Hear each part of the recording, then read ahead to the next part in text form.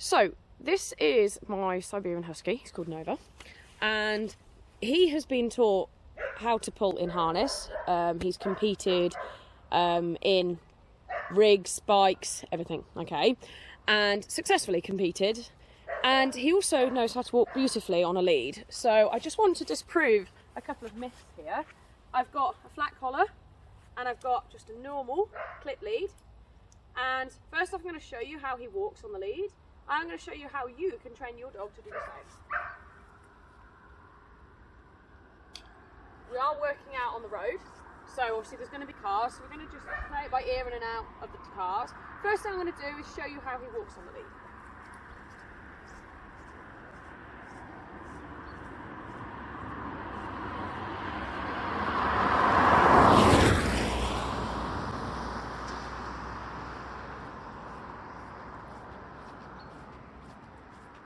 I'm going to reward him because he's being super good. We haven't done this in a long time. Okay.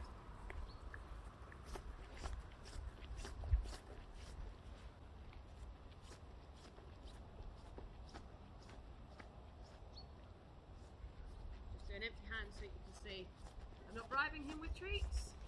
This is how he walks on a lead. Okay, now if you want to be able to achieve this with your dog, I'm going to show you how. So on my page I'm doing a free series of videos with a little rescue dog that I've just picked up. She's not a Husky, but she's 4 years old and she pulls like an absolute steam train. She's always been allowed to. And he was trained with exactly the same methods as I'm using with her. But I'm going to give you a quick rundown of how it works. So the first thing you do is in the garden, you want to reward the dog anytime they check in with you. I'll take you in the garden and I'll show you that. But we play the same games out here. Now, first thing that I would say is if your dog pulls on the lead, don't train them not to pull on the lead using a lead, because if your dog has a history of pulling, they are much more likely to pull because they have a history. So, first off, take away the possibility of your dog being able to pull and you being able to pull back. Secondly, we're going to default to some of the games that we already play. We already know how to play. There's a freebie there. And to start with, I'm going to walk a circle. I'm just going to regularly reward him for being in the correct position, which is just next to me. I always walk a circle with me on the inside, because the dogs are faster than me.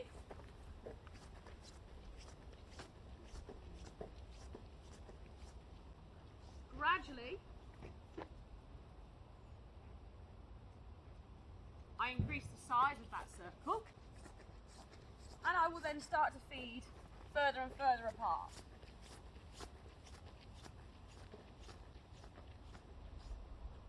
If your dog is good at catching, hang on, we have a car coming. No, pup.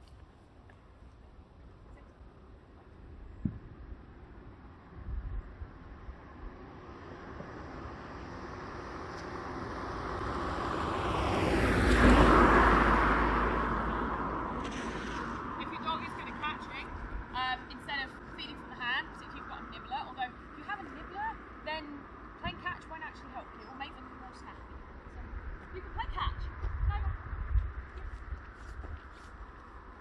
I just put the treat on my finger and I flick it over, almost like flipping a coin.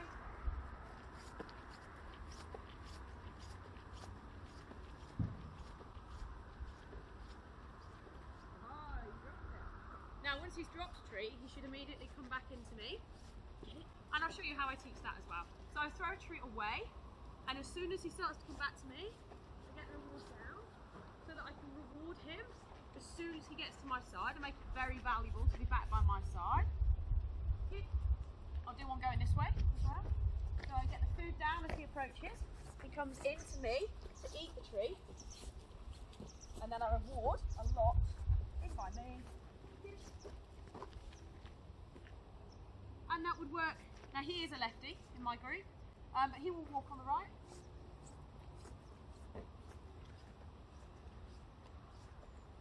No, get up. Yeah.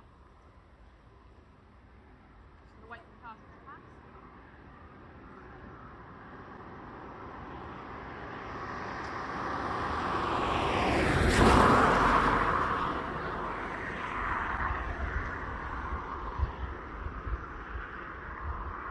Once you've played all these games in a safe, secure place with the dog, so I predominantly advise playing them in the back garden, playing them in secure fields, anywhere that you know he's safe. Play them in the house, it doesn't matter. The other thing that you want to be doing when you're out walking your dogs, yes, he's a husky, yes, he's off lead, yes, he's got good recall. Those of you that do walk your dogs, even if it's just in a secure field, anytime your dog comes and checks in with you, do what I was doing then and just reward your dog for being in and close to you. So then, once you've done this, so I'm just checking to make sure there's no cars here. I'm very lucky because this lane is very long and straight and I can see all the way up to the main road at the top and I can see all the way down to the bend at the bottom. So I have plenty of time to keep my dogs safe. So it's very important. I don't recommend training on a road unless you're in a particular environment where you know it'll be safe.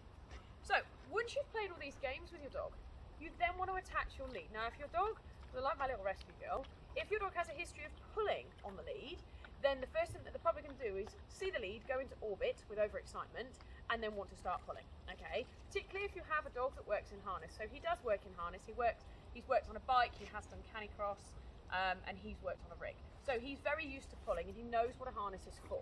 So all my dogs pull in harness, my dogs do not pull on collars. That's how we do it. So we're going to attach this lead. Now to start with, I'm going to give him the whole length of the lead. And I've brought an old lead out so I can actually drop the lead on the floor.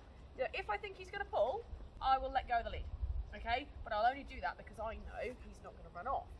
Like I say, you need to make sure you do this in a safe, secure environment and maybe have a very, very long lead, even a long line or something to start with. But you don't want to be the one putting any pressure on it. So even though I'm going to hold it, I'm going to hold it in a flat hand. But I'm going to play the same games that I've just played. Just because there's a lead attached, it doesn't change anything. So we have loose lead, held in a palm, and we walk. Empty hand, and we walk. Now I just keep holding my hand up to show everybody that my hand is empty. I'm not making him walk next to me. This is his choice. I'm not even talking to him.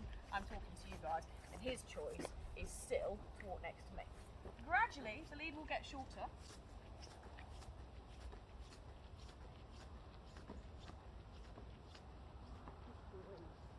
What I like then was he started looking forward. So I withheld any kind of movement or turn until he checked back in with me because I want it to be all about his choice. So I've now got my lead nice and short here. You right, mate? Okay, so if he was going to pull, it would pull very quickly. Yeah, so only that length would make him pull. Now I'm going to shorten it way too much.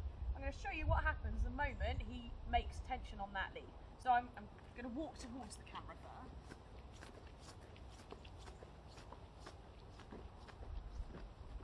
So I'm going to over shorten it, and the moment the lead goes tight, you'll see what I do. So I stop. Because I've stopped, he's stopped. Now, if I've put enough value in him being there, he should, just help you a little bit, he should put himself back in this position. He doesn't have to sit. That's my fault, the kibble goes over there, that's on me. Alright, so exactly the same, to the point that I should be able to go forwards and backwards, and he should pop himself back in that correct place. Got another calf coming, and then he gets rewarded there. Right. Nova, come. Yeah. Just gonna wait, just gonna let the van go past. But yeah, any breed of dog can be taught to walk nicely on the lead. Doesn't matter what breed they are. Nova down. Any dog is trainable. Okay, the important thing is that you put the effort into building a good relationship so your dog chooses you.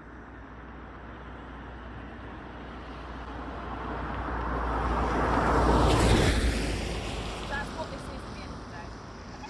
Your dog chooses you. You can take the dog anywhere, off lead, on lead. They could chase a deer, a pheasant, a cat, a squirrel, it doesn't matter. But your dog will choose you over anything else. That is how you get loose lead walking with any breed of dog. Does that work for you? Does that work for you?